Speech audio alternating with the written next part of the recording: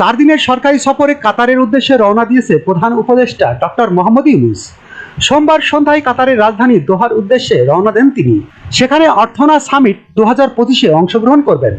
সামিটে অংশ নেওয়ার পাশাপাশি কাতারের আমিরের সঙ্গে প্রধান উপদেষ্টার বৈঠক হওয়ার সম্ভাবনা রয়েছে বলে জানিয়েছে প্রধান উপদেষ্টার প্রেস সচিব শফিকুল আলম।